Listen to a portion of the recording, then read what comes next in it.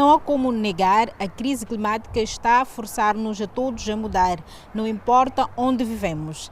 As temperaturas estão a aumentar em todo o mundo e os níveis das águas estão a subir ou a descer de formas para as quais não estávamos preparados. Olá e bem-vindo a esta nova edição do Eco África. Obrigada por estarem conosco. Sou Dália Langa, em Maputo, Moçambique. Vamos aos nossos destaques de hoje. Na África do Sul, um pequeno inseto acende a esperança contra a invasão mortífera do jacinto aquático. No Quênia, grupos étnicos rivais unem esforços para salvar o rinoceronte negro gravemente ameaçado. E na Itália, alguns produtores de vinho estão a usar vinhas da Roma antiga para se adaptarem às alterações climáticas. Começamos o nosso programa na Tunísia, um país na região do Médio Oriente e Norte de África. Aqui, os ecossistemas estão particularmente vulneráveis às alterações climáticas. Ondas de calor extremas geram seca e desertificação, que por sua vez reduzem a água disponível, degradam solos e aumentam a insegurança alimentar. Os agricultores estão muito preocupados com as colheitas e tentam encontrar formas de se ajustarem às novas condições.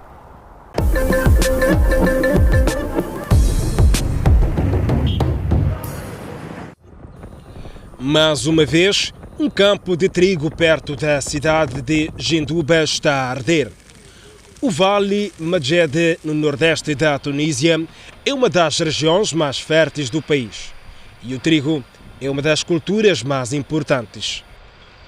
Mas há cada vez mais incêndios e os bombeiros muitas vezes passam dias a combatê-los. As chamas espalham-se rapidamente devido à ardez extrema associada às alterações climáticas.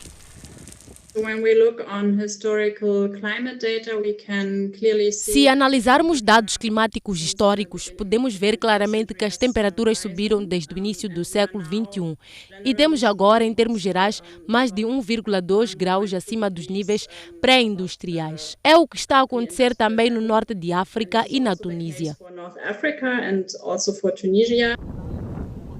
A apenas 50 km de distância, em Al-Krib, o agricultor Abdjarouf Arfawi recusa-se a ficar parado, na esperança de que o seu trigo não arda. Por isso, decidiu fazer a colheita em meados de junho, um mês mais cedo. Temos de colher agora, mesmo que isso reduza a quantidade e qualidade do trigo. Assim, embora tenha menos para vender, as colheitas estão asseguradas. Melhor do que ver tudo a arder. O engenheiro ambiental Ramdi Rached acompanha há muitos efeitos das alterações climáticas na Tunísia. Mas este não é o único problema neste país do norte de África. O conflito Ucrânia-Rússia, bem como as alterações climáticas, significam que a Tunísia é confrontada com muitos desafios à medida que tenta satisfazer as necessidades de cereais, especialmente no mercado onde os preços aumentam todos os dias. Normalmente, a Tunísia importa a maior parte do trigo da Ucrânia. Se estas importações falharem, os agricultores tunisinos terão de fornecer mais. Mas já estão a sofrer com o calor. A longo prazo, são necessárias estratégias para permitir a produção de cereais.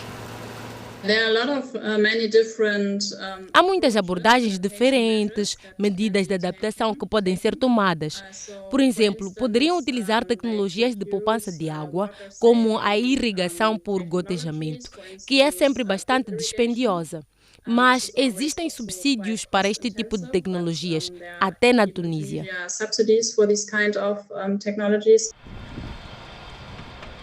Outras ideias passam por melhorar as sementes ou plantar culturas de cobertura para evitar a erosão do solo. Estas ideias já estão a ser testadas na Tunísia. Para Abdjarouf Arfawi, não se pode esperar muito por estas mudanças. São importantes para si e para a segurança alimentar do país, mas, por enquanto, ele está apenas a fazer o que pode para sobreviver ao calor. Além disso, se a onda de calor na região continuar e as temperaturas aumentarem ainda mais, pode haver problemas para os trabalhadores agrícolas. Até na Europa, as alterações climáticas estão a afetar as colheitas e os produtores de vinho na Itália sabem disso. As suas vinhas estão a sofrer com a seca. Uma família perto de Nápoles está a tentar contrariar o problema recuperando métodos tradicionais. Tudo é feito minuciosamente à mão, na vinha da família Papa. E isso inclui a colheita da uva. Mas o rendimento já não é como antes. As temperaturas subiram nesta região a norte de Nápoles. E não há indicação de que as condições atmosféricas melhorem. Gli stress idrici degli ultimi tempi sono grandi stress. O calor e a seca dos últimos anos colocaram as vinhas sob estresse. Pode acabar por secar. Vê-se isso primeiro nas folhas e depois na uva. Parecem queimadas e murchas, mas nem amadureceram. L'acino sul grappolo o ci sono delle scottature o ci sono delle carenze.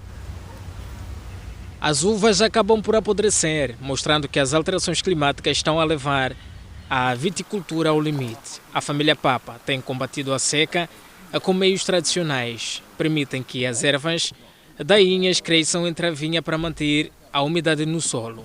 E assim mantém as vinhas com mais de 70 anos para recolher as últimas gotas de água no solo, graças às raízes profundas. Si espiantano e reimpiantano i vigneti per avere. Muitos viticultores arrancaram as vinhas velhas e substituíram-nas por novas, porque as plantas mais novas produzem mais uvas. As vinhas velhas não produzem tanto, mas estes tipos de vinha tiveram séculos para se adaptar ao território e clima. Isso tornou-as mais flexíveis perante as alterações climáticas drásticas dos últimos anos. A quelli che sono i cambiamenti drastici climatici degli ultimi anni.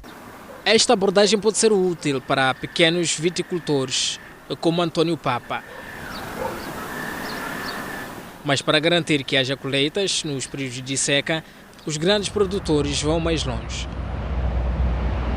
Si va proprio a prendere le piante delle vigne. Estamos já a trazer para a Itália as vinhas selvagens americanas que crescem nas regiões áridas da América do Norte.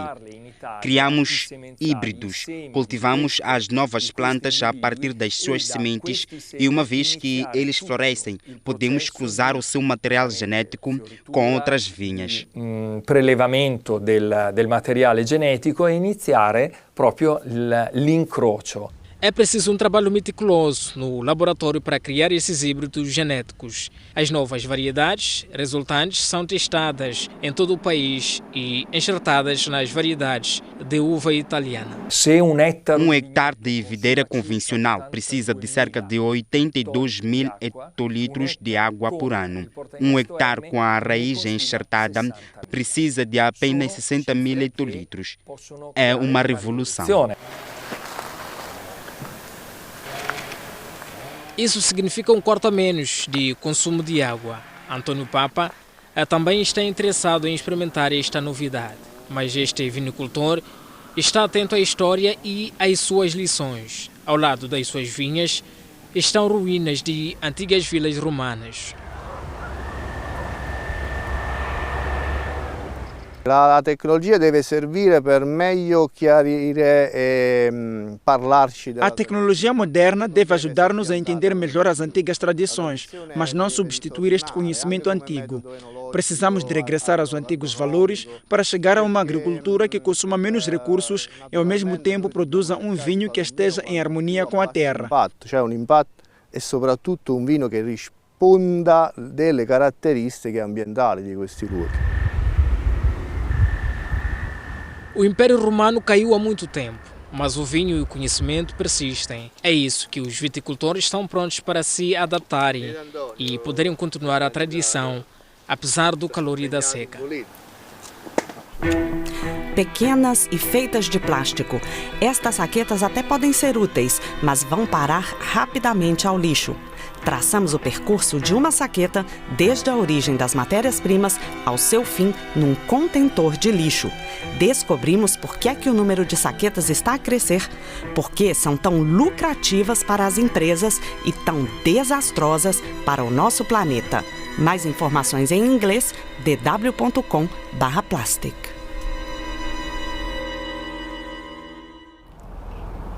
Vamos agora ao Faça a Sua Parte desta semana. É difícil imaginar um projeto de infraestruturas em qualquer lugar do mundo que não use o betão. Mas fazer o cimento que liga o betão produz muito dióxido de carbono. Por isso, cientistas alemães e nigerianos querem tornar a produção de betão mais sustentável e fizeram uma descoberta surpreendente.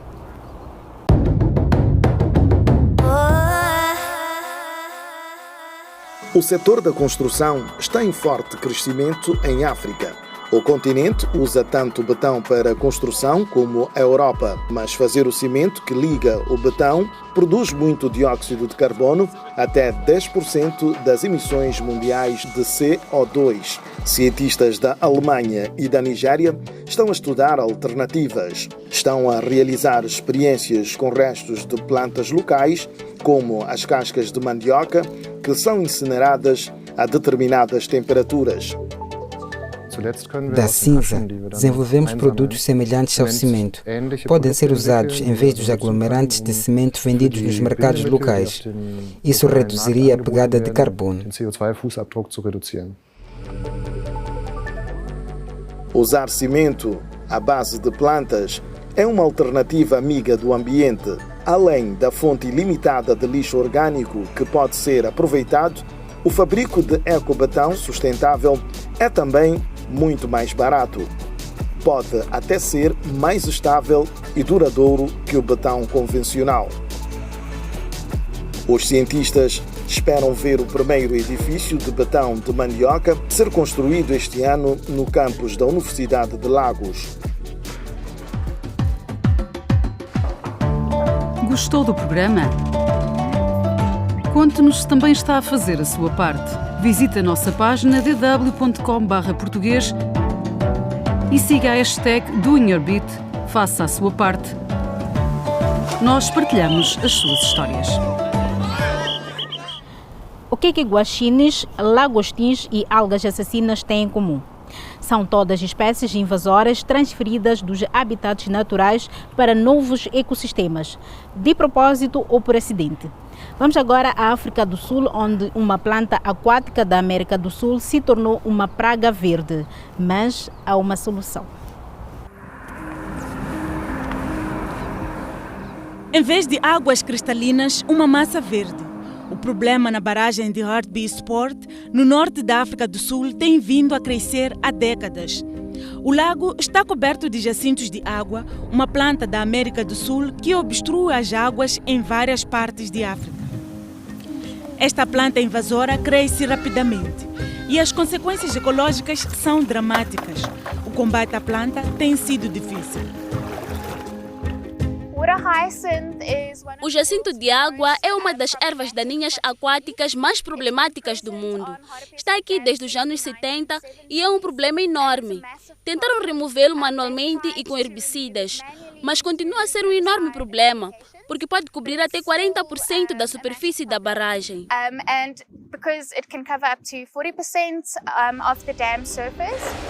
Há anos que investigadores na África do Sul tentam controlar a planta invasora. Isolados do ambiente, os cientistas procuram os inimigos naturais do jacinto de água e fizeram uma grande descoberta com apenas 4 milímetros. Trata-se do fulgomorfo, um minúsculo inseto que também é proveniente da América do Sul. Estes insetos reproduzem-se tão rapidamente como os jacintos de água e têm um grande apetite.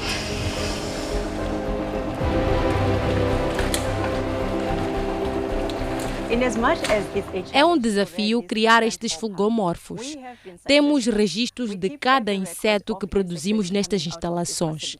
Em 10 anos, criamos mais de 1 milhão e só no ano passado disseminamos mais de 300 mil em todo o país.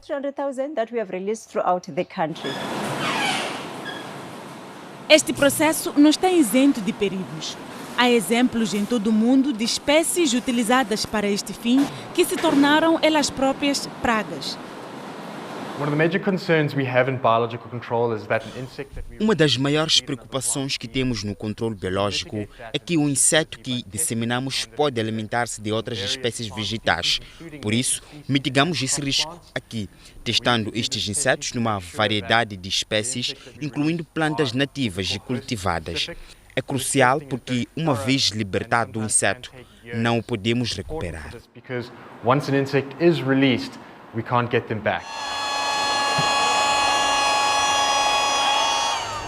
Os testes com os fulgomorfos estão finalmente concluídos. Os insectos estão agora a ser recolhidos e embalados para transporte. Instalados numa folha da sua comida preferida, estão agora a caminho da barragem de Hartbeespoort. Rosalie Smith, do Centro de Controlo Biológico, faz tudo ao seu alcance para que os animais cheguem ao destino. Quanto mais densos forem os jacintos de água, melhor para o seu pequeno inimigo. Eles podem multiplicar-se aqui rapidamente.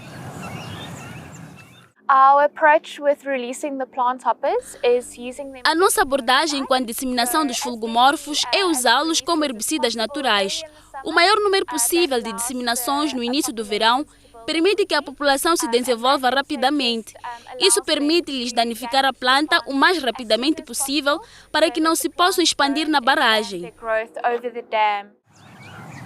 Os jacintos de água formam densas esteiras que se movimentam através do lago. Quando chocam, as raízes subaquáticas ficam emaranhadas e bloqueiam a luz. Gradualmente forma-se um enorme e denso tapete de plantas. Podem sobrepovoar completamente zonas litorais. Não é apenas um problema ecológico, mas também econômico. Muitas pessoas vivem do turismo aqui na barragem. Todos os anos, os trabalhadores retiram as plantas da água com longos ancinhos. É um processo lento que só funciona em zonas mais pequenas. Em áreas enormes como esta, no entanto, os pequenos ajudantes têm de intervir. O trabalho destes insectos é visível nas folhas dos jacintos de água. Buracos e áreas castanhas testemunham o sucesso do controle de pragas orgânicas. As plantas mordiscadas e mortas decompõem-se lentamente debaixo de água no solo.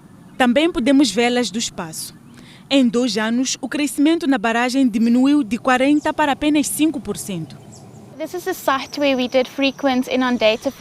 Este é um local onde temos deixado frequentemente fulgomorfos e sabemos que eles estão aqui em grande número porque estão a saltar à medida que apanham esta planta. Pode-se ver bem os danos. As folhas ficam castanhas e encaracoladas. As plantas neste local já se encontram muito danificadas. É isso que queremos alcançar em toda a barragem.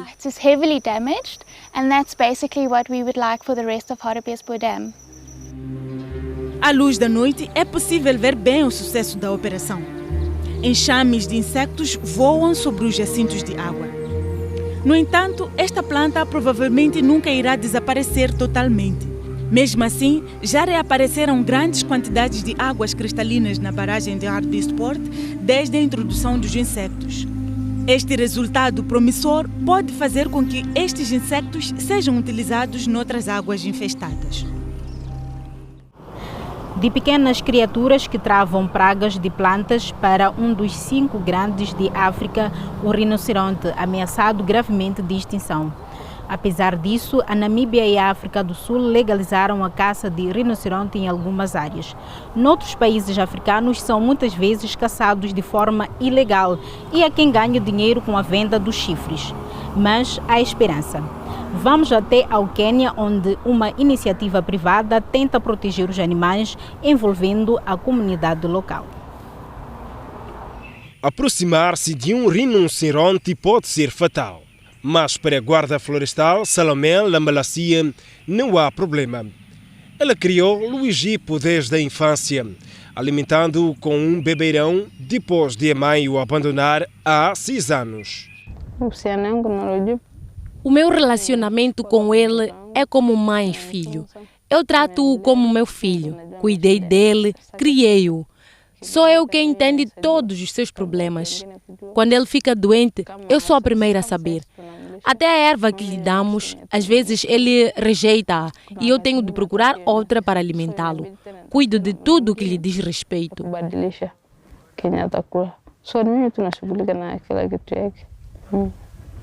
O Sere Wildlife Conservancy fica a cerca de 350 quilômetros a norte da capital do Quênia, Nairobi.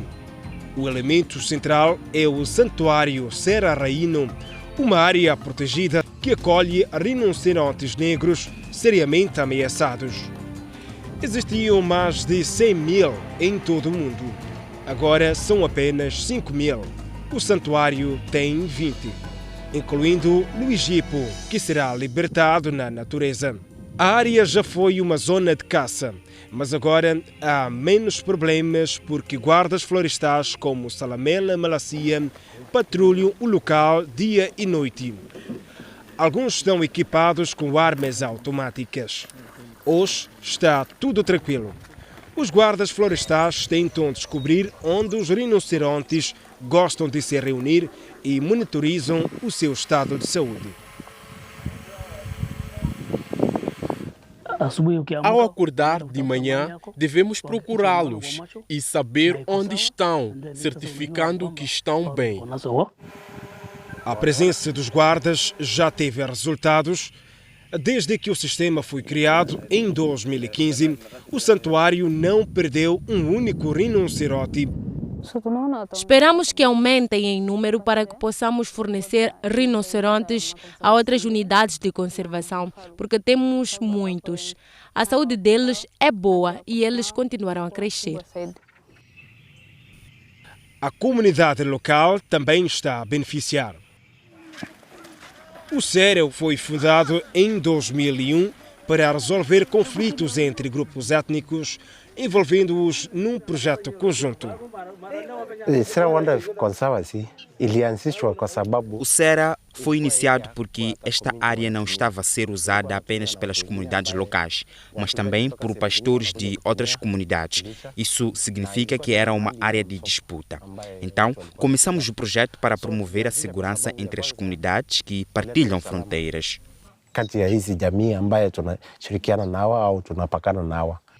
A terra foi disponibilizada por 2 fazendas locais. Hoje, os guardas florestais reúnem-se com o grupo de uma das fazendas para atualizá-los sobre os últimos desenvolvimentos.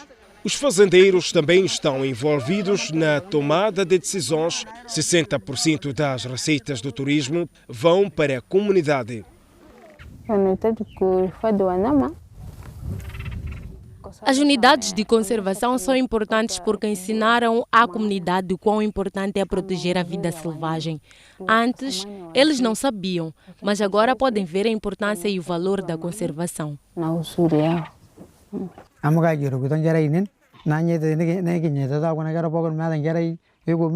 Todas as crianças da comunidade estão a ser beneficiadas porque os animais geram rendimento e colocam comida na mesa. O emprego também melhorou porque a maioria dos habitantes locais pode ganhar um salário. Queríamos utilizar animais que não eram comuns nas áreas de conservação próximas, por isso decidimos escolher os rinocerontes. Administrar este local tem sido uma experiência de aprendizagem. Luijipo é um exemplo excelente. A sua progenitora abandonou-o. Por isso, os guardas florestais trataram dele logo depois do nascimento.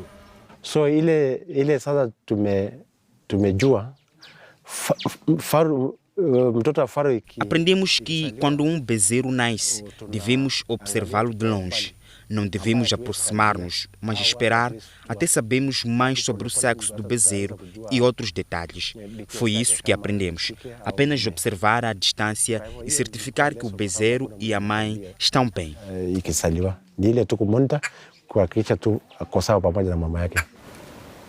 Luijipo está a ter dificuldades para se adaptar à vida na natureza. Ele terá de lidar com a solidão durante algum tempo. Quando ele se aproxima dos outros rinocerontes à noite, muitas vezes é afugentado porque tem cheiro a humanos. Quando ele é perseguido, não tem para onde correr. Ele vem para minha casa e é difícil não tocar-lhe.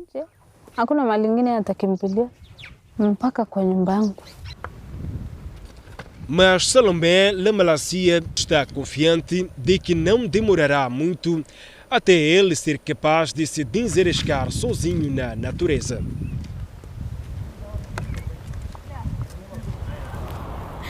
Esperamos que tudo lhes corra bem. Chegamos ao fim do programa desta semana. Obrigada por assistir. Não se esqueça de partilhar as suas ideias e opiniões nas nossas redes sociais. Eu sou Dália Langa, de Maputo, Moçambique. Até a próxima semana.